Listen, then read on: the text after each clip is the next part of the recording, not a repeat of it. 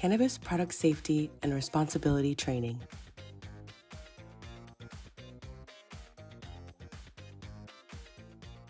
Welcome to the New York State Cannabis Product Safety and Responsibility Training. We know that many of you watching bring years of experience and knowledge about cannabis, and others are new to the industry entirely. Regardless of where you are starting from, we welcome you. We are here to provide you with the resources needed to protect the health and safety of cannabis consumers in New York. This Cannabis Product Safety and Responsibility course will help identify key elements that will aid you in navigating this field and give you a better understanding of New York's cannabis law and regulations. Before you can start working in the New York cannabis industry, you must first complete the Responsible Workforce Training Program, or RWT. The RWT includes 2 online courses. This course, Cannabis Product Safety and Responsibility, developed by the New York State Office of Cannabis Management, and a Cannabis Workforce Responsibility course, developed by the New York State Department of Labor. At least 1 hour of implicit bias or cultural competency training, and at least 2 hours of training provided by your employer. This training program is designed to help you better understand New York State's cannabis law and regulations, how they relate to your job, what is required of you and your employer to ensure compliance, and your rights as an employee in the New York State cannabis industry. State regulations mandate that you must be paid for your time spent taking the Responsible Workforce Training courses.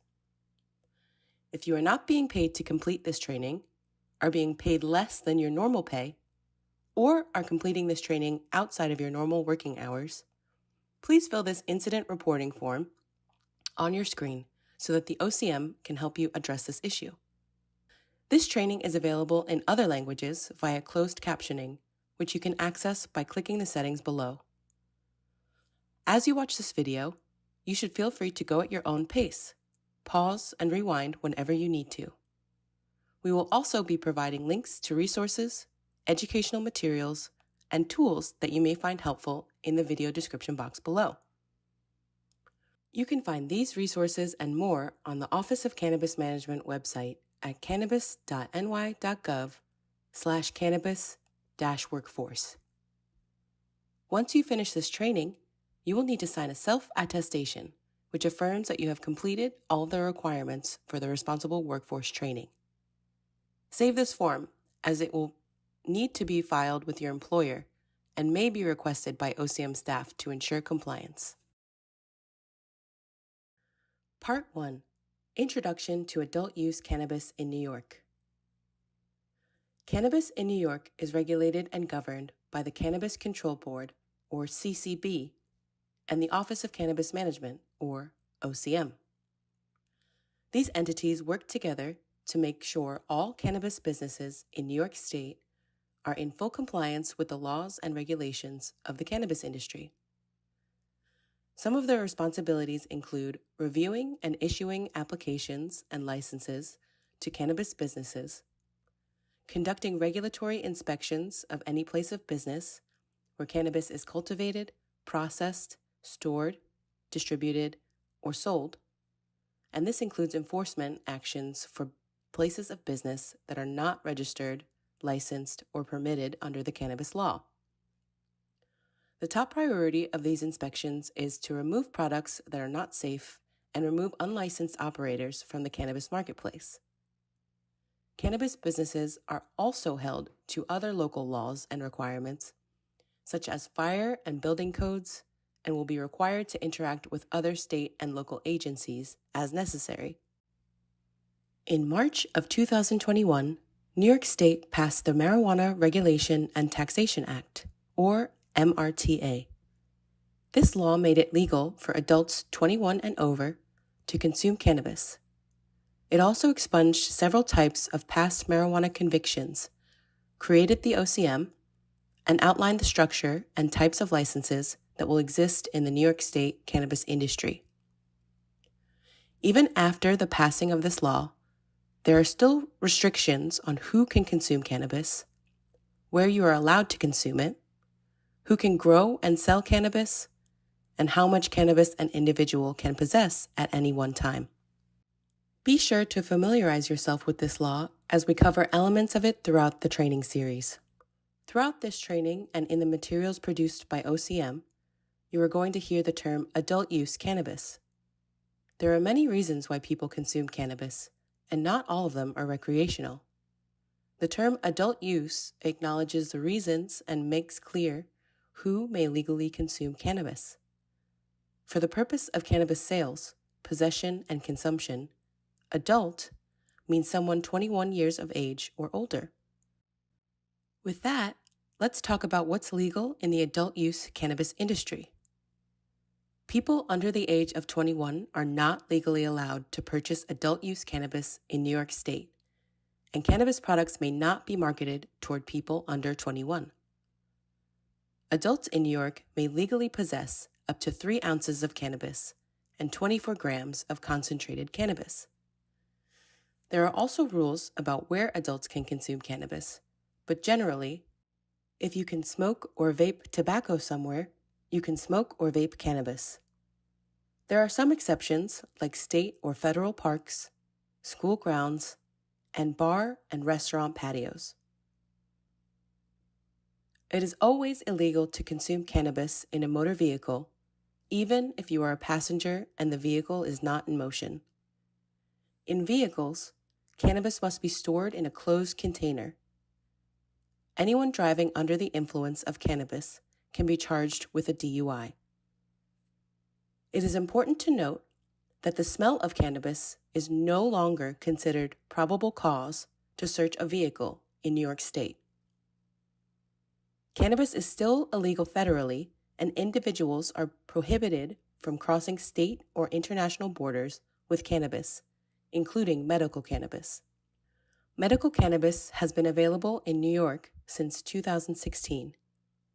New Yorkers may be eligible for the use of medical cannabis for any condition if deemed clinically appropriate by a certifying healthcare provider. A person under 21 may purchase products from medical dispensaries if they are a certified patient in the medical cannabis program. If they are under the age of 18, a designated caregiver must be present. A certified patient may designate a caregiver. Designated caregivers assist patients with buying, storing, cultivating, and administering medical cannabis. A designated caregiver can have up to 4 patients. Benefits of joining the medical cannabis program include not paying a program fee to become a certified medical cannabis patient, having an on-site pharmacist available at every medical dispensary, and no minimum age limit to become a medical cannabis patient. For more information on the rules that govern medical cannabis products, hemp products, and where cannabis can be consumed, visit the OCM website. Part of being a responsible member of the cannabis workforce is having a basic understanding of the cannabis plant, including the types of products that can be made from cannabis and its effects. While cannabis is only recently legal in New York State, it has been used for thousands of years in a variety of ways. Cannabis is from the Cannabaceae plant family and has been used to treat medical conditions, to support wellness, as part of spiritual practices, and for recreational purposes. The cannabis plant is composed of hundreds of chemical compounds. These compounds are found in the resin glands, or trichomes, of the plant.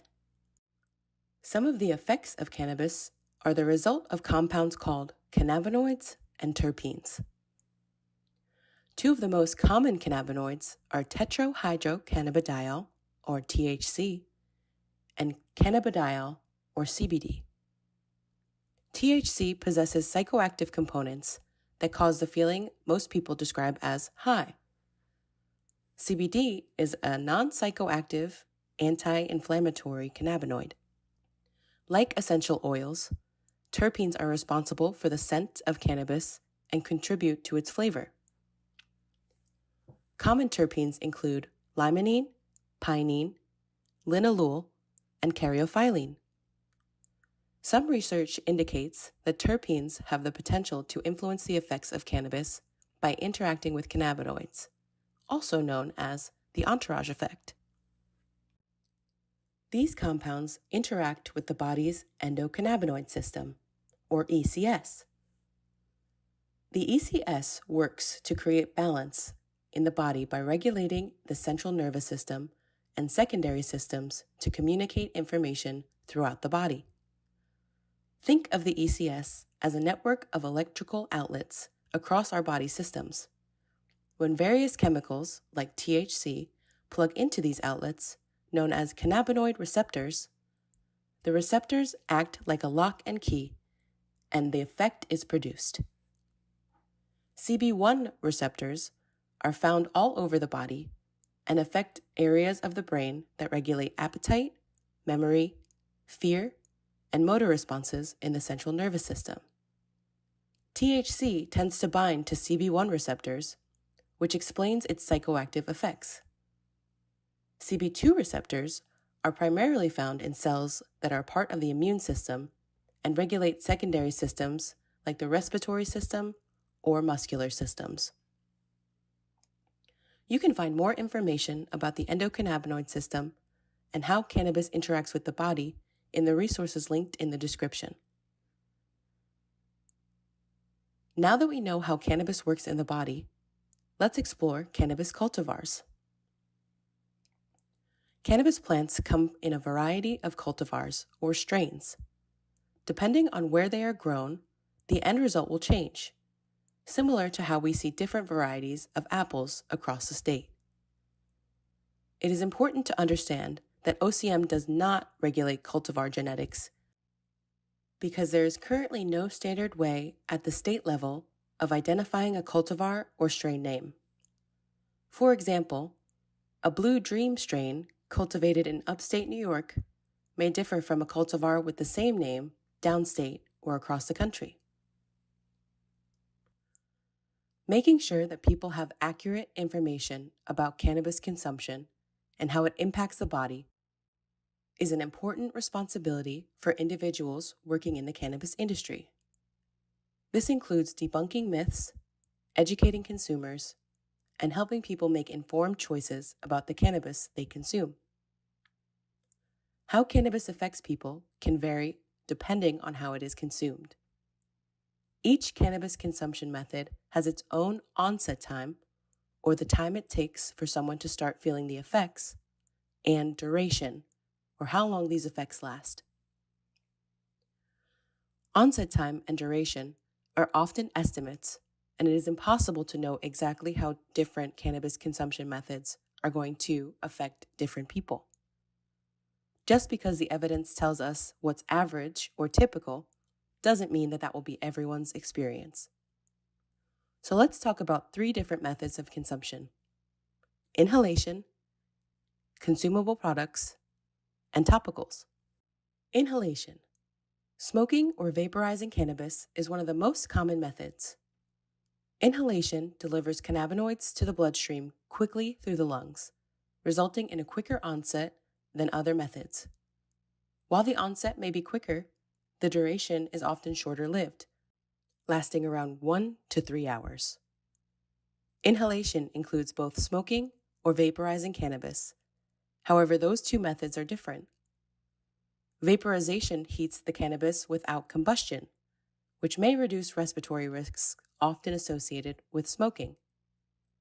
People can vape both cannabis flower and/or cannabis concentrates. Concentrates are the most potent forms of cannabis products on the market. Concentrates can range from 50 to 98% THC, compared to the cannabis flower, which can range from 12% to 30% THC. Because of this, concentrates are mostly recommended for people with a higher cannabis tolerance, such as experienced consumers, as they may be too potent for newer consumers.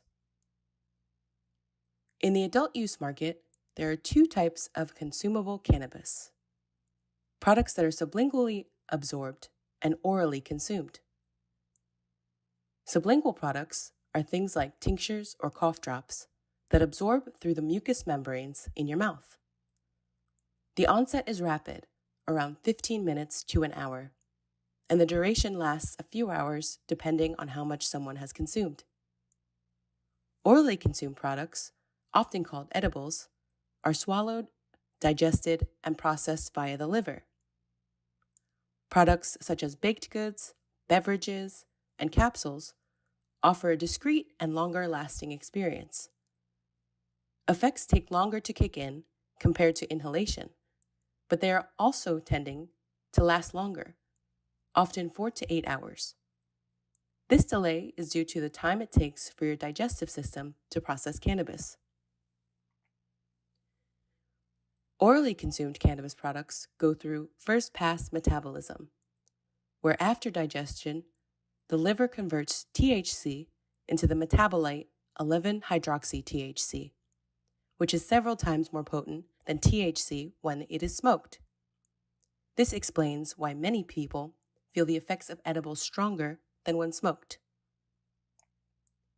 Adult-use consumable products have limits on how potent or strong orally ingestible cannabis products can be.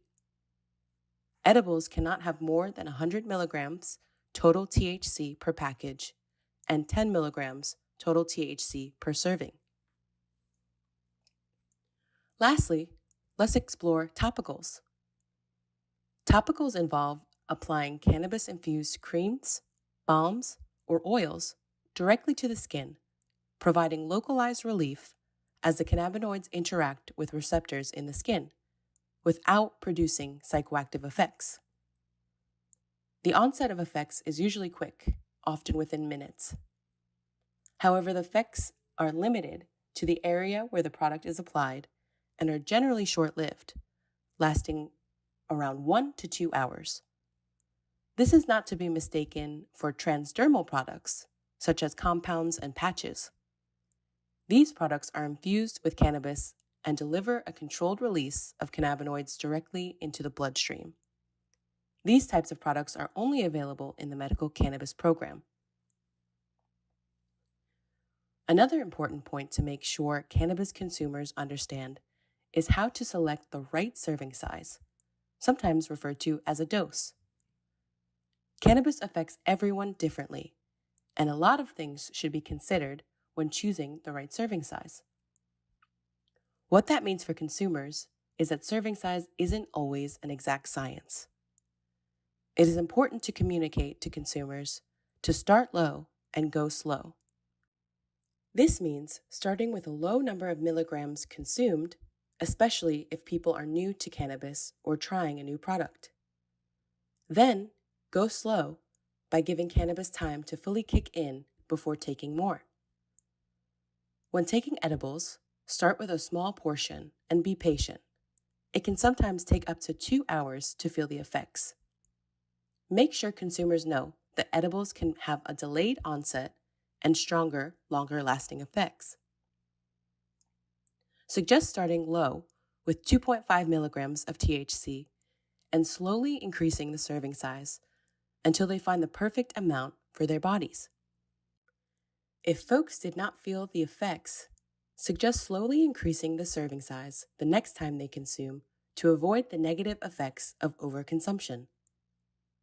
For inhalation methods, suggest consumers take a small puff and wait a few minutes to feel the effects before deciding they need more. It is important for consumers to be aware of the potency of each product, as well as any specific recommendations from the manufacturer. Communicate to consumers that consulting with a healthcare professional may help determine an appropriate serving size based on the individual needs and preferences. When cannabis is consumed regularly, the body's receptors may become overwhelmed and stop absorbing cannabis in the same way they did when it was first consumed. This means that someone who consumes cannabis every day will have a higher tolerance for cannabis than someone who is just starting out, even if they consume the same product. Some factors of tolerance include how often people consume, the cultivar, consumption method, the potency, and how much cannabis is consumed. Research shows that cannabis consumption may be associated with risks and health implications depending on how it is consumed.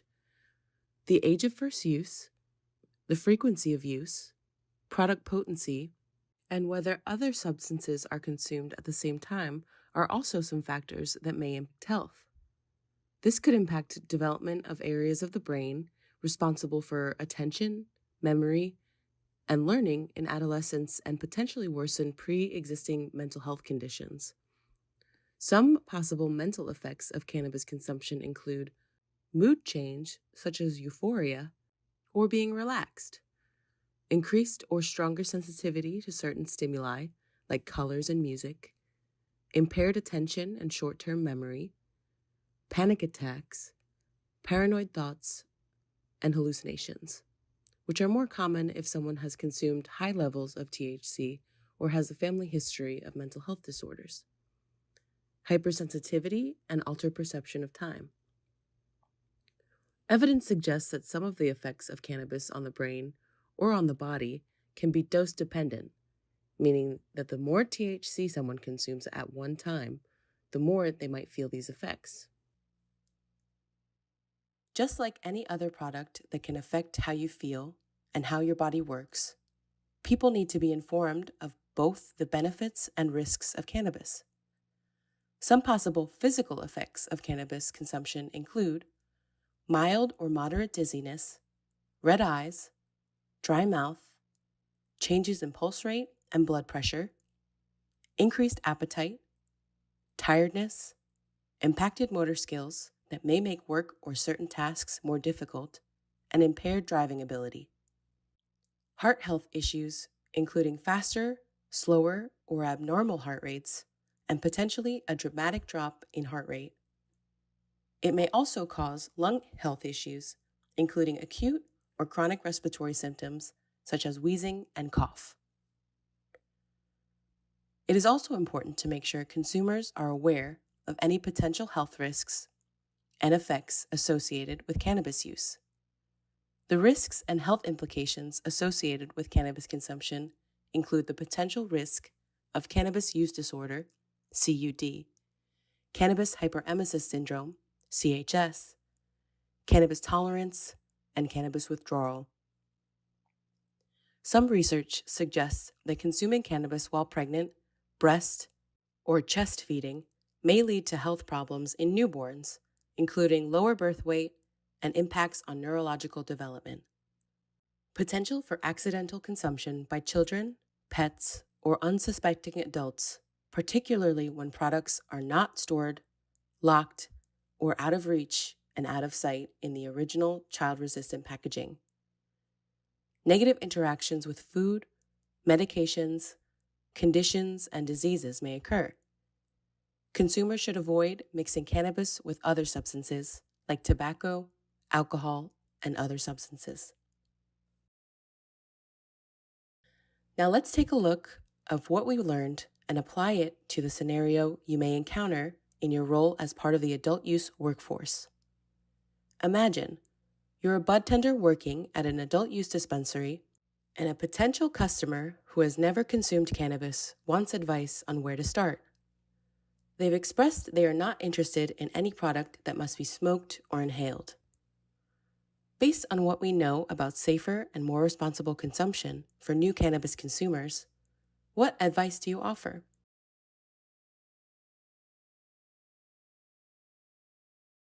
The correct answer is to let them know that cannabis does not affect everyone the same way, and that it is best to start low and go slow.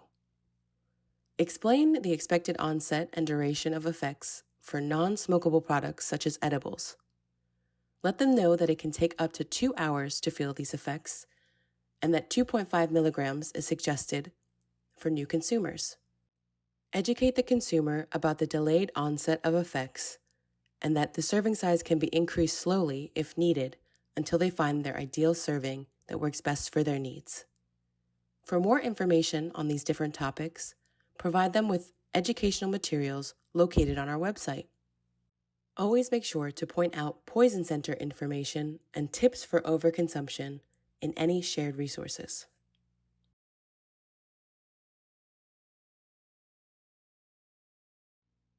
Part 2. Health and Safety in New York Cannabis Regulations. In this section, we will continue to review health and safety requirements in New York State's adult use cannabis regulations, how they affect your role in the industry, and identify key information to support consumers. Once cannabis products are processed, they must pass lab testing before they can be distributed to a licensed retailer and sold. All labs involved in cannabis testing must be approved by the Cannabis Control Board. You can find a list of approved labs on the OCM website. Products sold at unregulated shops have not been tested by New York State approved labs. Regulated cannabis is lab tested for many things. Two things to be aware of are potency and contaminants. When testing for potency, labs measure the cannabinoids and chemical compounds in cannabis products. These findings are then printed on the label. Labs check for contaminants such as mold, heavy metals, residual solvents, and bacteria. Harmful levels of contaminants can make cannabis products unsafe for consumption. After testing occurs, the lab creates a record of the testing results called a Certificate of Analysis, or COA. All adult-use cannabis products are required to include a link or QR code on the outside of the package that connects to the COA. This allows consumers to learn more about what is in their product. Be familiar with what is included on a COA, both for your own information and to help consumers better understand how to read a COA. The OCM has made some resources available online, including how to read a certificate of analysis that can explain what's included in a COA.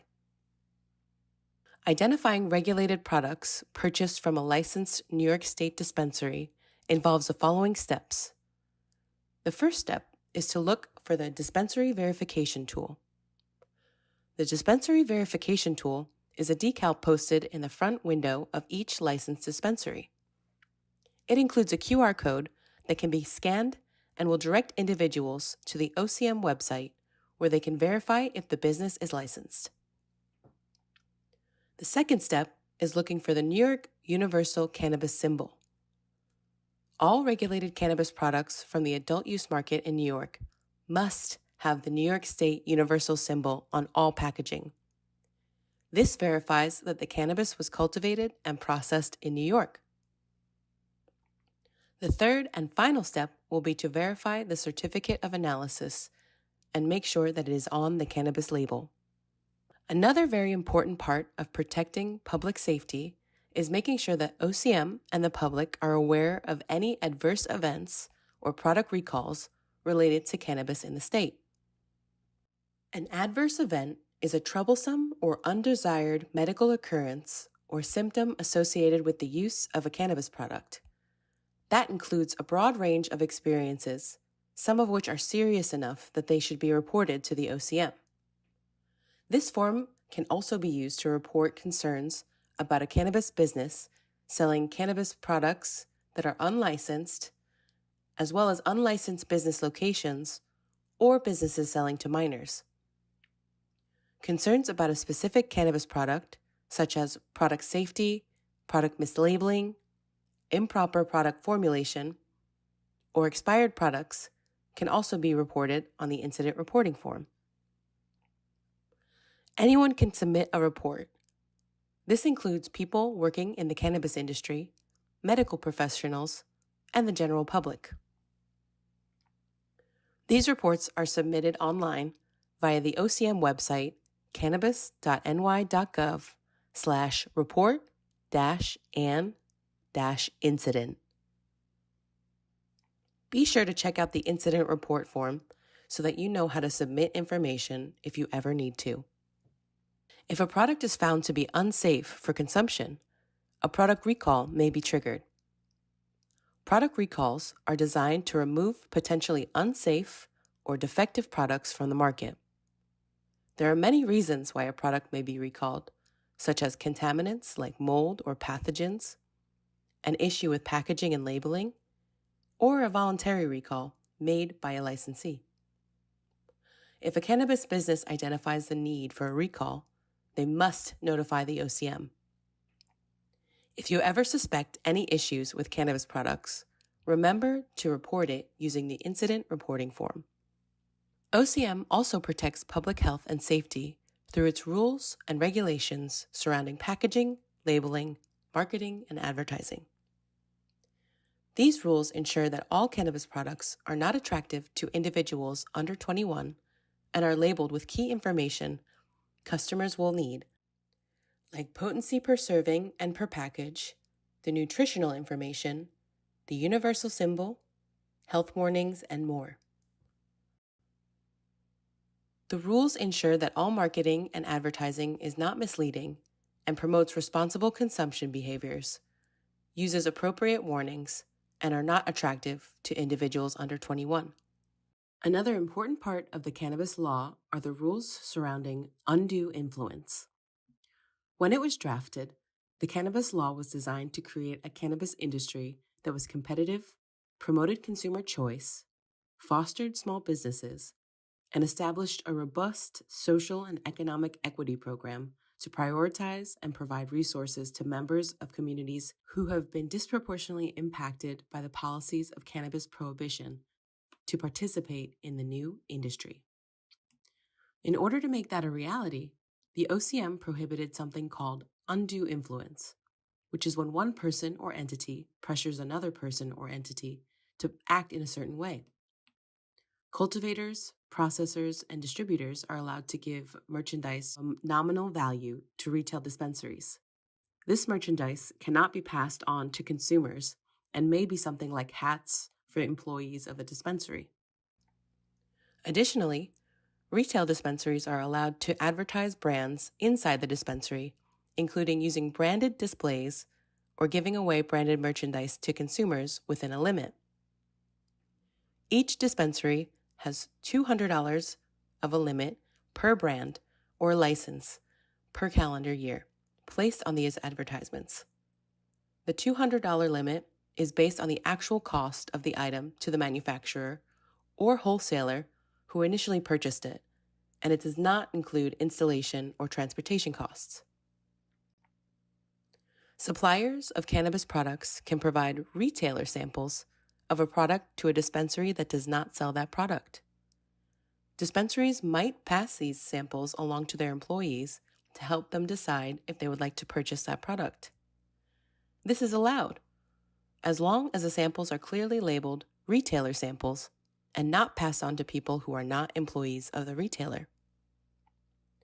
If you have a reason to believe a cultivator, processor, or distributor is exerting undue influence over another licensee, you should contact the OCM via the report and incident form. Another requirement that you should be aware of is the prohibition on contracting out certain licensed activities. If your job directly involves the cultivating, processing, distributing, delivery, or sale of cannabis or cannabis products, then you must be directly employed by the same business that is licensed by the board. This also means that independent contractors cannot be directly involved in the cultivating, processing, distributing, or sale of cannabis or cannabis products. The no contracting out rule does not apply to executive management services or to jobs that do not directly involve the licensee's authorized activities, such as people providing HVAC assistance, record keeping, software, or legal services.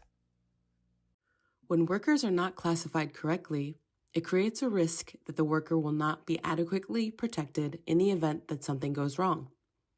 If you are being classified as a contractor when you should not be, then your employer might be taking advantage of you or putting you at risk. If you believe that you are employed as a contractor when you should not be, contact the OCM immediately via the incident reporting form. Now, let's take a look at what we've learned and apply it to a potential scenario you may encounter in your role as part of the adult use cannabis workforce. You're a buyer at a dispensary considering products from ABC Cannabis. The products that you want can only be purchased in a bundle with products that you are not interested in. Additionally, you must also install ABC Cannabis branded tablets in your waiting area that collects consumer information that is shared with the processor and has ABC Cannabis pop-up ads that exclusively market their products. Based on what you know about undue influence, is this allowed?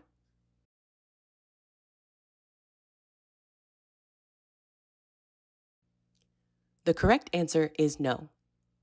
Here are 3 ways that this arrangement creates undue influence. First, the arrangement forces the dispensary to buy products that they don't want. This is not allowed. A processor cannot force a dispensary to buy a bundle of their products or dictate where things are placed inside the store. Second, the tablets sent consumer data to a third party. Unless people opt in to having their personal data retained for marketing and advertising purposes, this would not be allowed. Lastly, the tablets, even though they were given freely, could violate limits on retail advertising. This depends on the value of the tablet and if the dispensary accepted other branded merchandise from that brand or licensee in that year. Remember, anytime a supplier feels that they can tell a retailer what to sell or how to sell a product, this should be a flag for undue influence. Part 3. Cannabis Workforce Expectations. Every role in the cannabis supply chain is integral to ensuring that cannabis products in New York meet our safety and quality standards. A strong foundation of workforce expectations and training ensures both the success of businesses and the safety of workers and consumers. The last chapter, titled Cannabis Workforce Expectations, covers key differences between suppliers and retailers and identifies some of the standards specific to several parts of the New York cannabis supply chain. Because this is not an exhaustive list of all the expectations and responsibilities, be sure to complete any training provided by your employer to learn more about your specific role. The cannabis supply chain is the sequence of logistics and processes involved in the production and distribution of cannabis. It consists of the facilities that convert raw cannabis materials into finished products and distribute them to customers and end consumers. This includes, but is not limited to, cultivation, processing, lab testing, distribution, and retail sales. To understand how the OCM has developed the supply chain, it is important to know what a 2-tier market is and what vertical integration means. Most cannabis businesses in New York State can either make cannabis products or sell them to consumers, but they can't do both. This is called a 2-tier market. 2-tiered markets discourage a single company from having control over the whole supply chain. This 2-tier market is comprised of suppliers and retailers. Suppliers can cultivate, process, or distribute cannabis products. Retailers can sell adult-use cannabis products to adults 21 years of age and older in a retail establishment. Because of the 2-tier market, retailers are independent and cannot be controlled by suppliers or vice versa. Some licensed businesses, however, are vertically integrated. This means that they are allowed to be both suppliers and retailers of cannabis products because of the special nature of their business and the license that they hold. Currently, registered organizations and micro-businesses in the adult use market are the only businesses allowed to be vertically integrated in accordance with the cannabis law. Security plans are required by all cannabis businesses. These plans help prevent diversion, theft, loss, unauthorized access, and avoid other illegal conduct relating to cannabis. Your employer's security plan will have emergency protocols, surveillance around the facility, and a process about how to keep yourself and others safe at work. These plans are vital to protect the physical safety of all individuals. It is required by the OCM for all people in the cannabis workforce to have a copy of their employer's security plan. But having a security plan isn't enough. It is critical that each employee truly knows what to do in the event of an emergency. Be sure to fully understand your employer's security plan before you start working. Cannabis and cannabis products are required to be stored in a locked safe, vault, or other approved equipment or location within the licensed premises. This prevents diversion, theft, or loss, as well as protects against physical, chemical, and microbial contamination. Proper storage will also help mitigate the deterioration of products. A separate secure area is also required for temporary storage of any cannabis, including cannabis products that have been recalled, quarantined, or product that has been placed on administrative hold by the OCM. Cannabis businesses are required to dispose of any cannabis or cannabis product that is expired, damaged, or contaminated, including any plant-based cannabis waste created as a byproduct of cultivation or processing. Cannabis waste must be rendered unusable and is required to be maintained in a secured waste location. All exterior cannabis waste receptacles located on the licensed premise must be locked and secured to prevent unauthorized access. Let's now highlight some key expectations in different parts of the supply chain that may affect your work, beginning at the ground level, with cultivation.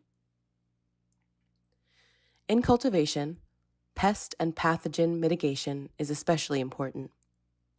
Pests and pathogens can be animals, viruses, or any other organisms that could threaten a crop by making the cannabis unsafe for consumption.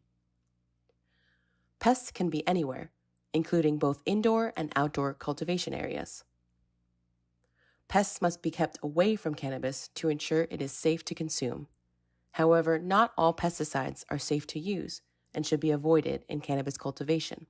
The OCM requires suppliers to use integrated pest management principles to prevent and control pests. This means your employer will be required to identify any pest species on the premises, monitor them, and evaluate the results of any pest control methods used. In addition to non-chemical pest control methods like installing traps, using beneficial insects, or planting herbs that repel pests, limited chemical pesticides may also be used. All pesticides and their use are regulated by the New York State Department of Environmental Conservation, or DEC. To protect New Yorkers and the environment, DEC requires someone to be certified before they can apply any pesticides deemed by the DEC to be a restricted use pesticide. Your employer should offer training and additional guidance in other key areas of cannabis cultivation. Let's keep moving along the supply chain. Our next stop is cannabis processing. If your work involves turning the cannabis plant into a finished cannabis product, then you probably work in a processing facility. Working in a processing facility, particularly if your facility performs extraction, can be dangerous if safe operating procedures are not followed. There is a highlighted risk to health and safety with some extraction methods due to the chemicals and solvents sometimes used during processing. It is important to make sure that you understand the potential hazards associated with processing cannabis products and the safety risks they may pose to you. Your employer is required by the OCM to maintain product quality plans, which address any risks and hazards to your safety that are associated with making a specific product at the processing facility. These plans will also address risks that, if not avoided, could contaminate the final product. Your employer must also maintain master manufacturing records, which include written instructions for manufacturing each product at the facility and important safety information to protect you at each step of the process. Both documents are required to be made available to you for reference. If the product quality plans or master manufacturing records are not clear or are not in a language that you understand, you should request additional information from your employer. You always have a right to receive the information you need in order to safely complete the duties of your job. There are additional safety measures that will be covered in the Cannabis Workforce Responsibility course developed by the New York State Department of Labor. Working in the cannabis industry may require you to be in possession of amounts of cannabis greater than an individual is legally allowed to possess at one time. For example, when transporting a shipment of cannabis or cannabis products from one cannabis business to another, your employer is required to provide you with an ID badge that includes, at a minimum, your name, photo, your employer's name, and cannabis license number. You must always keep this ID on you at all times when performing duties for your job. Additionally, if you are transporting cannabis, you will be required to maintain paperwork called a shipping manifest that verifies the cannabis is legal and in transition to an authorized location. If you are pulled over or interact with law enforcement while on the job, this badge and paperwork will verify to the law enforcement that you are not engaged in any illegal activity. Regardless of where you work in the cannabis supply chain, your job in this industry is essential to ensure consumers buy safer, regulated cannabis products. This will be especially important when it comes to sales and retail practices. Most consumers learn about cannabis at places other than the dispensary counter. As part of the adult use cannabis industry, you have an obligation to possess and share accurate, evidence-based, and stigma-free information about cannabis products. Cannabis professionals, often referred to as bud tenders, are relied on for information specific to cannabis and cannabis products. Speaking to the potential effects of a cannabis product is encouraged, but it is important to make sure that any information provided fits within the scope of your role as a bud tender. This means never providing medical advice or sharing information specific to someone's medical condition. Redirect consumers to speak with their healthcare provider for medical advice. Patients who participate in the medical cannabis program may be directed to use products with a specific cannabinoid profile or serving size based on their healthcare provider's recommendation for the patient's condition. Some ways to identify a potential medical patient include if a consumer tells you that they are consuming cannabis for a medical condition, a consumer tells you they are trying to reduce or supplement their current prescription medications, or a consumer is asking for medical advice regarding cannabis, or a consumer is seeking products only available in the medical market. If a cannabis consumer fits any of these criteria, it may be helpful to recommend they explore the medical cannabis program. If a consumer is seeking cannabis for medicinal purposes, you can refer them to the OCM website to understand how to register for the medical cannabis program. Now let's take a look at what we've learned and apply it to a potential scenario you may encounter in your role as part of the adult use cannabis workforce.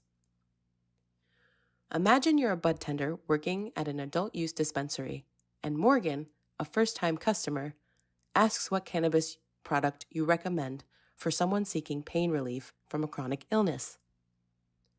Based on what you know about New York's different cannabis programs, what would you do? The correct answer is recommending Morgan to look into the New York Medical Cannabis Program. Whenever a customer mentions seeking cannabis for relief for a medical condition, offer information about the Medical Cannabis Program. One of the most important rules specific to the adult use cannabis sales in New York is that only individuals 21 and older can legally purchase, possess, and consume adult use cannabis in New York. Though anyone under the age of 21 may enter a dispensary, excluding consumption lounges, only people ages 21 and older may purchase adult use cannabis. In order to avoid sale of or diversion of cannabis products to individuals under 21 years of age, it is critical to ensure that all IDs are checked before the sale of any adult-use cannabis products. The OCM may suspend, cancel, revoke, or debar a cannabis license and deny the renewal of a license if there are repeated sales of cannabis products to individuals under the age of 21. Valid identification and proof of age can include a valid federal, state, or local government identification, such as a driver's license or ID NYC, stating the individual's age and a photograph of the individual's face. A valid passport issued by the United States government or any other country. A consular identification card, or an identification card issued by the Armed Forces of the United States. Be sure to check for tampered or fake documents and whether the person has the same description set forth in the identification. Walking into any cannabis environment can be overwhelming to new or less frequent consumers.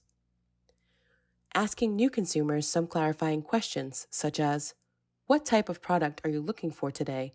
or "How do you want to feel after consuming cannabis?" may help open a dialogue.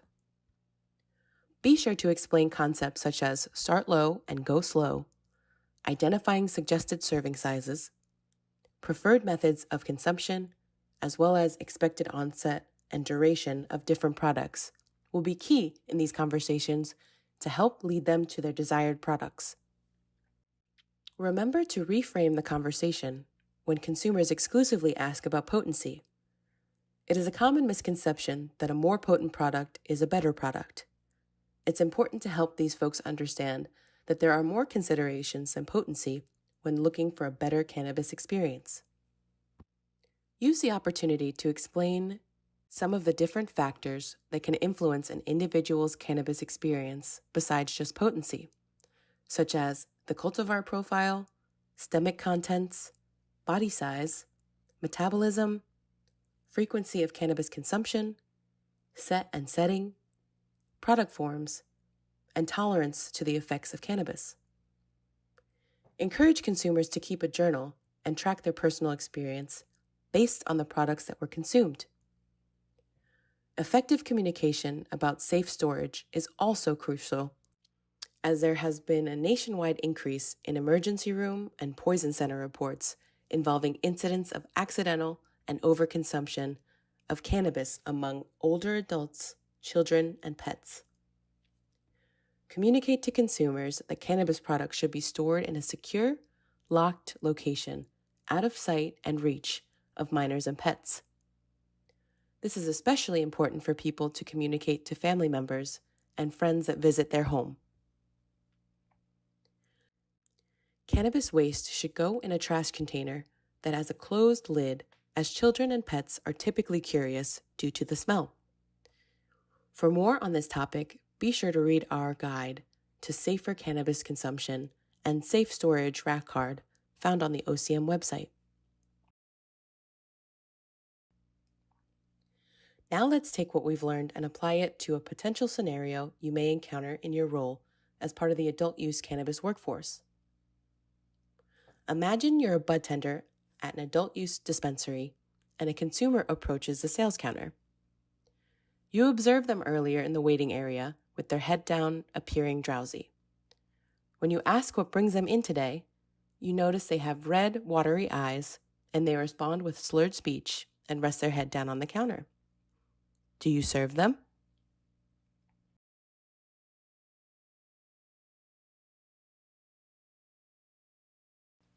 The correct answer is no. This person is showing some of the visible signs of intoxication and should not be served. Selling cannabis to a potentially intoxicated customer is not permitted and can even result in legal and civil charges as a result of overserving. It is important to highlight that there are multiple signs of impairment, and just because it's not mentioned here doesn't mean it's not visible impairment. Remember, if there is an accidental exposure to cannabis or cannabis products of any kind, or if someone has an adverse reaction to cannabis, call 911. If it's a medical emergency, and the Poison Center, 800-222-1222 for non-urgent matters. This is not an exhaustive list of all the key standards, and we encourage you to speak with your employer for additional expectations.